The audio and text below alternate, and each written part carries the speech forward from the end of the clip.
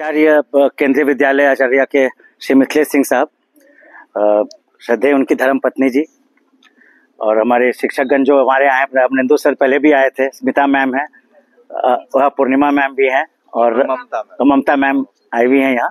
तो आप लोगों का हम लोग फिर से स्वागत करते हैं यहाँ से, बहुत ही समरशेल प्राकृतिक फार्म की तरफ से। और हमारे लिए सौभाग्य है कि प्रिंसिपल साहब भी समय निकाल कर आए हैं यहाँ, तो इसके लिए हम प्रिंसिपल साहब का आभार व्यक्त करते हैं। और हमें इस बात की खुशी भी है कि माननीय प्रधानमंत्री जी के मार्गदर्शन में केंद्रीय विद्यालय ने एक ये शुरू की है कि छोटे बच्चों को थ्योरेटिकल ज्ञान से ज़्यादा यथार्थ पे विशेष ध्यान देना है। कि अगर कक्षा 1 के भी बच्चे हैं या कक्षा 1 से कक्षा 5 तक के बच्चे हैं, तो उनको एनवायरमेंटल साइंस में, पर्यावरण विज्ञान के बारे में जब बात होती है, तो वो लोग जाके व्यक्तिगत रूप से उस फार्म का भ्रमण करें, उन बगीचों का भ्रमण करें, उस वनों का भ्रमण करें, ताकि उनको फर्स्ट हैंड एक्चुअल एक्सपीरियंस हो, न कि किताबी ज्ञान हो उसमें। तो इस मुहिम के लिए भी सर के नेतृत्व में इतनी बड़ी इन्होंने की है कि 1 हफ्ते से बच्चे आ रहे हैं क्लास 5 से लेकर क्लास 1 तक के। तो उसके लिए ये हमारे लिए भी सौभाग्य की बात है कि समरशेल प्राकृतिक फार्म को इन्होंने चुना है इस एजुकेशनल ट्रिप के लिए। और इस सब के लिए हम प्रिंसिपल साहब का फिर से धन्यवाद करते हैं। और आज के इसमें छोटे छोटे बच्चे भी हैं और सर लोग भी पहले आए थे यहाँ, तो हमें लिए और इसमें बहुत बड़ी भूमिका मेरी स्नेहमयी जीवन संगनी का भी है, शीजा का, कि जो छोटी छोटी चीज़ों को ये यहाँ पे करती हैं। पर ये ज़्यादा भोपाल में रहती हैं, तो अभी 2 महीने से यहाँ है। तो अच्छा है कि आप लोग आए, और ये इनके जाने के 2 दिन पूर्व आप लोग आए, तो हमें भी बहुत अच्छा लग रहा है ये। तो आज तो बाकी लोगों को तो मैंने बताया भी है, तो आज सर आपके लिए मैं बता रहा था कि जो हमारे यहाँ ये हमारा जो मॉडल है, वो मासानोबु फुकुओका के मॉडल पे आधारित है। फुकुओका साहब एक बहुत बड़े एग्रीकल्चरिस्ट और फिलोसफर हैं जापान के, जो 96 वर्ष की आयु तक रहे, 1913 से 2008 तक। और उनको ज़ेन मास्टर भी कहते थे, क्योंकि बहुत स्पिरिचुअल लेवल उनका बहुत ज़्यादा ये था। तो वो कहते थे कि खेती में सबसे बड़ी चीज़ क्या है कि धूप की किरणें डायरेक्टली ज़मीन पे, मिट्टी पे नहीं पड़नी चाहिए और वो हमेशा मिट्टी ढकी भी रहनी चाहिए। तो उससे क्या, और उसके कारण जैसे उसका एक उन्होंने वो ये भी था उनका कि जैसे हम लोग के सर पे बाल हैं, तो उसकी क्या बाल क्यों है हमारे सर पे, डायरेक्टली सर पे अगर धूप पड़ेगी, किरणें पड़ेंगे, तो हमें ज़्यादा नुकसान होगा उससे। तो वो कहते हैं कि सूरज की किरणें हमेशा छन के पड़नी चाहिए, फिल्टर्ड सनलाइट होना चाहिए, जिसको आज की भाषा में हम लोग सनलाइट हार्वेस्टिंग कह सकते हैं। दूसरा क्या है कि वो कहते हैं कि ये जंगल पद्धति है, माने तो हमारा भी जैसे मल्टी लेयर फार्म है, और ये वर्टिकल फार्म होता है, वर्टिकली इंटीग्रेटेड इसको कह सकते हैं हम लोग। जैसे जमीन के उसका आधार हमारा तो खस है, वेटिवर जिसको हम लोग करते हैं। तो जमीन के अंदर हमने खस लगाई है, और जमीन के अंदर ही हमने ट्यूबर लगाई है। और तो जमीन के अंदर ट्यूबर माने हल्दी हो गई, और हल्दी में हमने दोनों तरह की हल्दी का इस्तेमाल करते हैं सर। और आजकल हम लोग काली हल्दी पर ज़्यादा का विस्तार पर हमारा ज़्यादा फोकस रहा है। अब ये काली हल्दी मेन ये, और ये इससे भी ज़्यादा ब्लू होती है। और इसका मेन कारण क्या है कि इसमें प्राकृतिक रूप से कपूर होता है इसमें, तो क्या जिसको हम लोग अंग्रेजी में कैम्फर कहते हैं। तो कपूर जब खाएंगे या इसका सुगंध, तो आपको कपूर का ये आएगा, और खाने में भी इसमें बिटरनेस ज़्यादा होता है। और इसका यूज चीफली ये औषधि के रूप में होता है इसमें। और औषधि क्यों, इसमें करक्यूमिन कंटेंट बहुत ज़्यादा रहता है। सामान्यतः क्या करते हैं कि इसमें करक्यूमिन कंटेंट 12 से 15% सामान्यतः रहता है, उससे ज़्यादा भी हो सकता है। हमारे यहाँ जो हम लोग करते हैं उसमें 20 से ज़्यादा करक्यूमिन परसेंटेज 20 से ज़्यादा होता है, क्योंकि हम लोग खाद नहीं डालते हैं, जोत रहित खेत है हमारा, और जंगली खेती है। बायोडाइवर्सिटी जैव विविधता बहुत ज़्यादा है। आप देखेंगे बहुत तरह की तितलियाँ रहेंगी, बटरफ्लाइज रहती हैं, बीज आती हैं, बहुत तरह के एनिमल्स आते हैं, माने बहुत तरह के एनिमल्स तो नहीं, माने नीलगाय वगैरह सब आते हैं। तो इस टाइप का रहता है। तो उससे चूँकि फिर क्रॉस पॉलिनेशन और ये सब, तो ये हम लोग कर रहे हैं औषधि में। और ये कैंसर के लिए, कैंसर ट्रीटमेंट में ये बहुत महत्वपूर्ण है ये। इसका सेवन छोटी मात्रा में किया जाता है। एक बार में आधा इंची से ज़्यादा नहीं लेना चाहिए। आधा इंची 1 इंची अगर 4-5 लोग सेवन कर रहे हैं इसका, तो 1 इंची ये धो लीजिए, 1 इंची यहाँ से लेके काट लीजिए इसे छिलके, और इसको छोटे छोटे टुकड़ों में आप काट लीजिए इसको, और इसको फिर एक पतीला में जैसे चाय का हम लोग करते हैं उसमें भर लीजिए 5-6 गिलास पानी देके, और उसको 2-4 मिनट तक खौला लें, जैसे हम लोग चाय पत्ती खौलाते हैं हम लोग सब लेके खौला लें। और उसके बाद इसको मग में डाल, मैंने ग्लास में, कप में, मग में जैसा भी है उसमें डाल लें, और छोटी छोटी जो पीसेज हैं जो उबला हुआ होगा इसके साथ साथ, ताकि उबालेंगे तो इसी को ना पानी के साथ, तो वो सब हर एक ग्लास में 2-2 पीस 3-3 पीस आप लोग रख लें, जो अगर 4-5 लोग कर रहे हैं तो। और उसमें कंपल्सरी, माने ये एकदम कंपल्सरी है, उसमें आप गोल मरीच का जो पाउडर है वो आप माने स्प्रिंकल कर लें उसमें। हाँ, उसके बाद उसका सेवन कर सकते हैं। तो थोड़ा सा बिटरनेस रहता है, लेकिन और रात में लास्ट में हल्दी को चबा के खा भी लें, ठीक। अगर और डायबिटीज की शिकायत अगर नहीं है, मधुमेह की शिकायत अगर नहीं है, तो उसमें आप 1 चम्मच शहद भी मिला सकते हैं टेस्ट के लिए, और वो हमारा शहद हो तो और भी अच्छा, क्योंकि फिर वो बाकी तरह वो भी नेचुरल हनी है।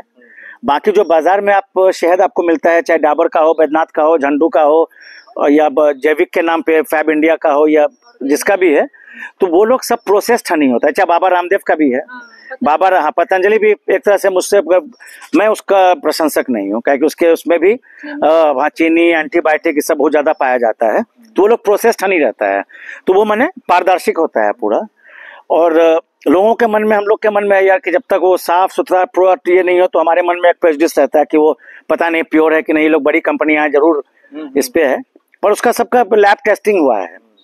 तो पतंजलि का बहुत सारा प्रोडक्ट मार्केट में अमेरिका में बैंड है, और उसमें बहुत सारा एंटीबायोटिक्स पाया गया है उसमें, चाहे झंडू का भी हो, चाहे बैद्यनाथ का भी हो, पर ये लोग एस्टैब्लिश्ड कंपनीज हैं ये। तो हमारा शहर जो उसमें कभी ये सब चीज़ नहीं पाया गया है, उसका लैब टेस्टिंग भी हुआ है। तो ये वर्ल्ड का जो बेस्ट शहद होता है वो मानुका शहद होता है, जो कि न्यूजीलैंड और ऑस्ट्रेलिया में होता है।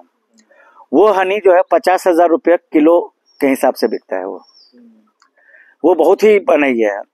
हाँ, तो हमारा जो शहद है वो भी बने इंडिया में बहुत प्रीमियम कमांड करता है इसका।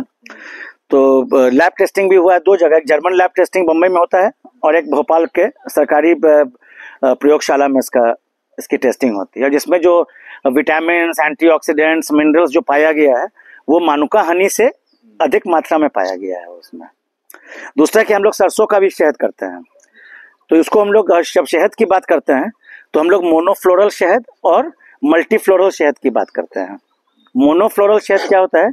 जब 80% से ज्यादा शहद एक ही सोर्स से आता है, उसको हम लोग मोनोफ्लोरल कहते हैं। जैसे सहजन की शहद की बात हम करते हैं, या लीची की शहद की बात करते हैं, जामुन की शहद की बात करते हैं। इसका मतलब ये हुआ है कि हमारे जो हनी बॉक्सेस हैं उसको हम लोग शुरू में देते हैं, तो शुरू में तो सब जगह उड़ के जहाँ जहाँ से पोलन और नेक्टर मिलता है ले आते हैं।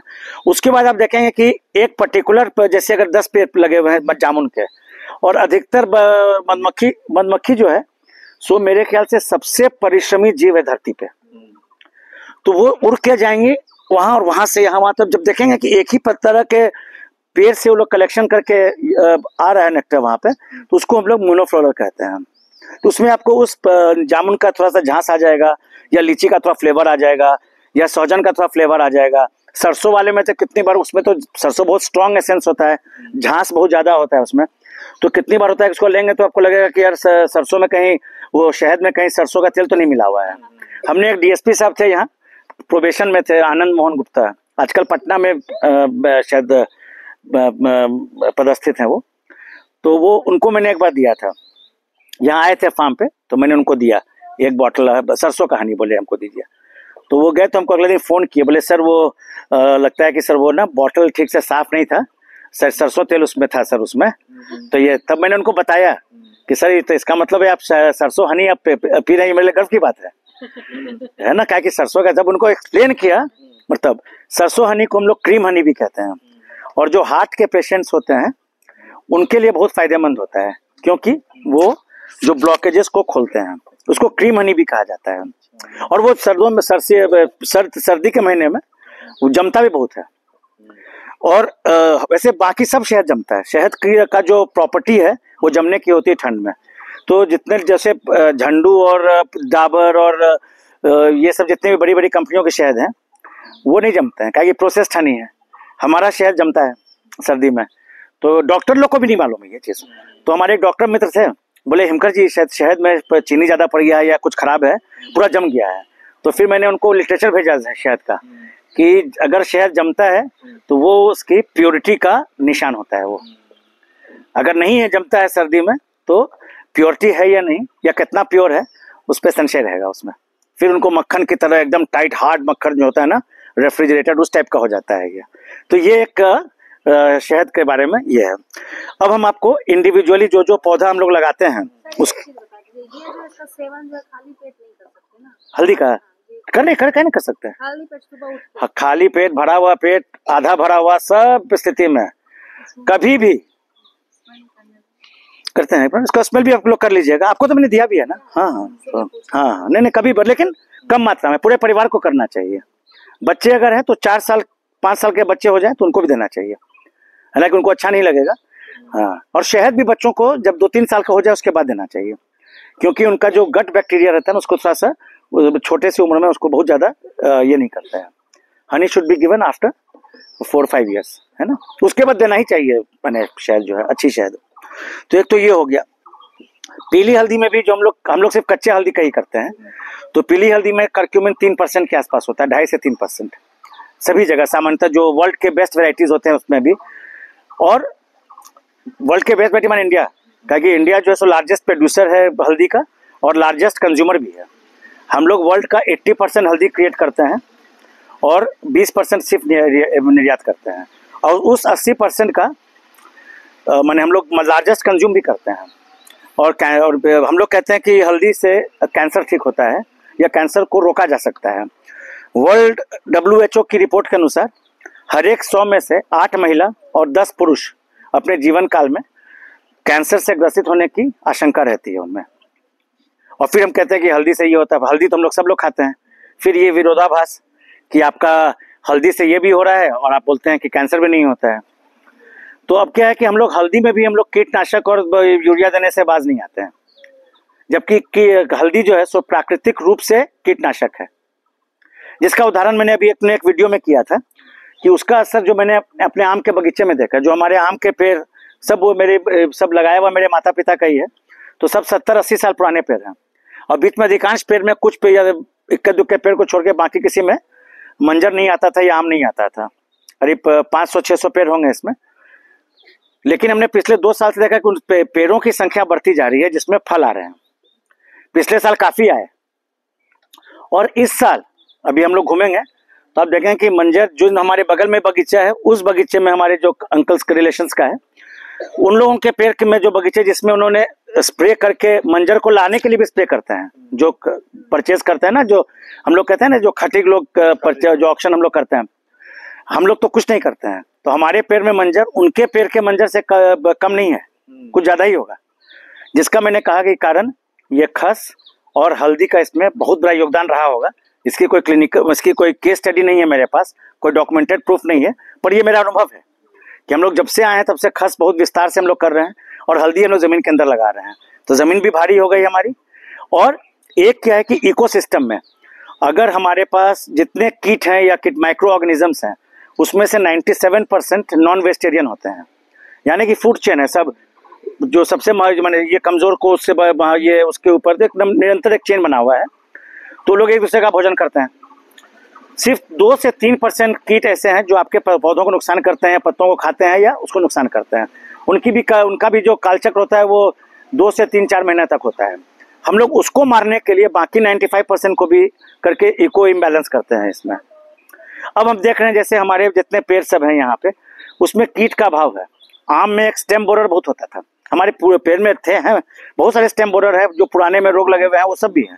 लेकिन वो सब पेड़ में भी बहुत ही माने पर्याप्त मात्रा में इस बार मंजर आया है, पिछले वर्ष की तुलना में कुछ ज्यादा। तो एक तो ये है, फुकोका कहते हैं कि आपका जो सनलाइट के लिए, जैसे हम लोग नीचे में हम लोग खस हल्दी, उसके ऊपर में फिर सिट्रस है जो नींबू, उसके ऊपर में पिंक पेपर है, गुलाबी मरीच जो हम लोग करते हैं, जो नया क्रॉप है, उसके ऊपर में अरहर हो, उसके या उसके ऊपर में अपना सहजन हो, उसके ऊपर में अपना सुबबुल हो, जो लोग सीरीवत ये इसको समझने के लिए एक आपको हम देते हैं आजकल के जैसे अर्बन प्लानिंग में। अब ये अगर आप सोचिएगा कि टाउन में सभी मकान इस टाइप के हों कि इतना बड़ा कैंपस हो, 2 महला बना के हम रह रहे हैं, वो तो संभव है नहीं, खास करके आप तो मुंबई में भी रहे हैं सर। तो वहाँ पे सब जो ये है वो वर्टिकल ग्रोथ हुआ है, यानी कि कम एरिया में आप 100 फ्लैट बना लिए, एक के ऊपर एक के ऊपर एक।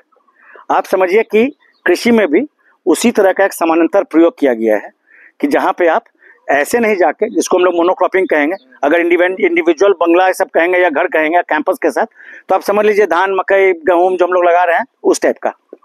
और अगर इस टाइप से कर रहे हैं तो ये हाँ, तो एक ही जगह पर कृषि जो है, आप चूंकि ये तो रासायनिक खाद मुक्त है, अगर आप इसको वैसे देखें तो आप ये देखिए कि जितने जो यूरिया ये सब या जो भी रासायनिक खाद हम लोग करते हैं, जो बेचने वाले हैं वो लोग सब टाई पहन के एसी के घर में और लंबी लंबी गाड़ियों में घूमते हुए दिखेंगे आपको।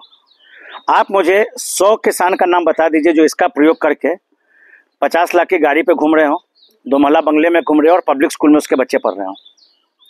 पर ये सब जितने खाद कंपनीज के जो सीनियर एग्जीक्यूटिव्स हैं, उन लोग सबके बच्चे मैंने वैसे ही कोई जैसे दून स्कूल, तो ये पब्लिक स्कूल, तो DPS, तो ये सब में पढ़ते हुए आपको पाए जाएंगे। पर किसान के बच्चे नहीं पढ़ते हैं उसमें। किसान के बच्चे में माने वो नवोदय विद्यालय, बहुत किस्मत अच्छी हो तो नवोदय विद्यालय, नहीं तो जिला स्कूल या जो भी सरकारी विद्यालय है उसमें जाते हैं वो लोग, शिक्षण संस्थाओं में। ये क्यों है? और जो उनकी भी आय बढ़ी है, इसमें इसको नकारा नहीं जा सकता है, लेकिन वो 1000 से लाख तक तो पहुंच गए, पर लाख से करोड़ तक नहीं पहुंच पाए। वो जो पहले 5 रुपया कमाते थे वो 100 रुपया कमा रहे हैं, लेकिन वो लाख रुपया नहीं कमा रहे हैं। और जंगल पद्धति में क्या है, जंगल में कुछ देने की आवश्यकता है क्या? वो संभव भी नहीं है, लेकिन उसमें जो फल होते हैं वो कहीं पे ये नहीं होते हैं। फिर जैसे हमारे मैनेजर साहब भी हैं, इधर आइए अनुज जी, ये हमारे अनुज जी हमारे महाप्रबंधक भी हैं फार्म के, और वार्ड पार्षद भी हैं यहाँ।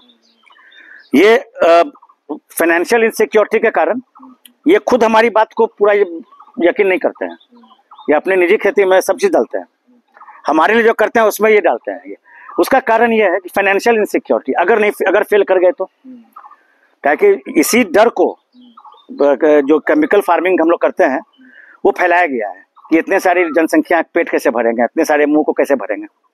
मैं सिर्फ ये कहता, इन लोग सबको मैं कहता हूँ, जैसे आप मक्का सब लगाते हैं क्योंकि उसमें इंस्टेंट कैश है, उसमें मैं कहते हैं कि मक्का का जितना बंद है, बंद के चारों तरफ आप खस लगा लीजिए, बीच में आप मक्का लगाइए, पर चारों तरफ बंद के आप एक मत में 2 बंद में आप लगा के देखिए, उसमें आप कुछ मत डालिए, आप पानी डालेंगे उसमें, इरिगेट करेंगे, सिंचित करेंगे, तो वो पानी जो है वो जो है वो आपको जितने कीट हैं वो खस की तरफ जो आकर्षित हो जाते हैं, उसमें ट्रैप हो जाता है, इससे stem borer trap, rodent trap, चूहा ट्रैप हो जाता है, उसमें ये हो जाता है। कुछ नहीं करेगा बेटा, कुछ नहीं करेगा, हाँ वो लोग करें। तो जितना चूहा है या बाकी कीट है सब ट्रैप्ड हो जाते हैं उसमें, तो चूहा भी अवॉइड करता है। अगर जब चूहा अवॉइड करना शुरू करता है तो सर्प नहीं आते हैं। हमारी तो जंगल है, इसमें बहुत सांप होना चाहिए, सांप होंगे, निश्चित होंगे सांप, लेकिन हम लोग धामन कह लीजिए या रैट स्नेक कह लीजिए, वो या हरहरा या 1-2 बने नॉन पॉइजनस स्नेक्स हम लोगों ने देखा है, ओकेजनल वाइपर या कोबरा भी होंगे, लेकिन जिस मात्रा में होना चाहिए इन लोगों को, जिस संख्या में होना चाहिए वो नहीं है। हमारे यहाँ कोई भी जो हमारे ये है, कोई भी गमबूट्स दिया हुआ है, कोई पहनते नहीं है उसको। भाई चलो हटो तुम यहाँ से, चलो। तो ये संक्षिप्त में मैंने आपको इसके बारे में बताया। अब मैं आपको अपने प्रमुख पौधों के बारे में बताता हूँ। ये गुलाबी मरीच है जिसको हम लोग पिंक पेपर कहते हैं।